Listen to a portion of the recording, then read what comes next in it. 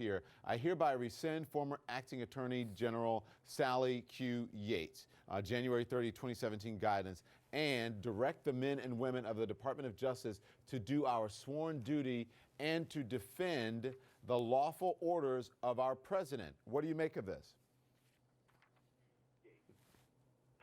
Carl? Well, first of all, he's within his authority to fire her. I don't think there's any question about that. But it just contributes to the chaos that has been sown by an order that ostensibly was made to protect the United States, but in fact, it's very obvious, was made to protect and advance his own political position and at the expense of the national security of the United States. What we are seeing in terms of the haste of this order, the recklessness of the way it was promulgated, the message it sends, it's antithetical to the history of the United States as an immigrant nation. It has threatened our national security instead of enhanced it. And it has also put hundreds of thousands of people into the streets, opposition to the Trump administration, a former president of the United States, his predecessor, President Obama, encouraging people to go into the streets. So instead of getting the people of the country behind him and legitimizing his election, he is now delegitimizing his own position as the president of the United States. And I think he's doing it at great peril to himself and the future of his presidency. Hey, Douglas Brinkley, the White House counsel for Nixon, John Dean, here's what he tweeted. He said, the way the Trump presidency is beginning, it is safe to say it will end in calamity. It is almost a certainty. Even Republicans know this. Is he right? Well, I don't know, but I do think it's ringing all of our Watergate bells right now, and people like John Dean are being listened to because this smacks of what Elliot Richardson did when he, resigned rather than obey the executive order to fire Watergate prosecutor Archibald Cox. The difference is this is going to be a real circus with the confirmation hearing of Senator Sessions coming up. Many people are just thinking he sailed through smoothly. That might be the case, but it's going to be a television spectacular of Democrats wanting to go after Jeff Sessions and punish Trump for this firing in such a dramatic way. Mm-hmm. Andre, he says even Republicans know this. What's your reaction? I think they're wrong. Again, I think that the media and the political pundits are getting it wrong. I think the people out there in the heartland of America want to feel safe. And the number one job of the President of the United States is to keep the people of this country safe. Look, there's terror and evil throughout the world. I just want to say that John Dean is neither part of the media nor is he a political pundit, but go on. Everybody's got their own opinion, but the vast majority of Americans realize there are tough times around the world. They've come to our shores more than any time in history. And President Trump is doing exactly what he said when he ran for president, and he's delivering on those promises. He wants to keep this country safe. He believes in this country, but he's saying, wait a minute, give us a few minutes. This is a protective pause. It isn't permanent, but let's step back and look at this and see what we can do to fix the situation, because we don't want people coming in that may want to harm our citizens in this country. Mm-hmm. Juliet, are we safer now than we were Friday before this executive order went out?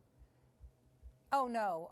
And in fact, we probably enraged many people that were helping us in the fight against terrorism. Can I just say some narrative that's going on out here that somehow people not in middle America don't love their children too? I have spent 2 decades in safety and security. That I disagree with President Trump on this order does not mean that we don't care about safety and security. The process by which this executive order went through was egregious. And this notion that, well, the Trump people are disruptive and they get to do what they want. Sometimes disruptive is a way to mask incompetency. And I think that's what you're seeing over the last 72 hours. Mm-hmm. You want to speak to that, Michael Nutter? Because again, there are people who are Americans who do live on the coast and live in big cities. They just don't happen to live in middle America. Maybe they weren't born there or they don't want to live there. They should be heard as well. Yeah, everyone should be heard, but similar to Julia, but at nowhere near the level of expertise that she has. Juliet and I serve on the Homeland Security Advisory Council, and We care about the entire country. But, it's interesting that most of the danger from time to time that comes to America, and in recent times more homegrown than foreign, is actually in cities across the United States of America. Andre, nice try on that. The fact of the matter is that John McCain and Lindsey Graham, before tonight's Monday Night Massacre, disagreed with Mr. Trump's executive order. And it is not known at the moment whether or not that order is actually legal or not. This is the Monday Night Massacre.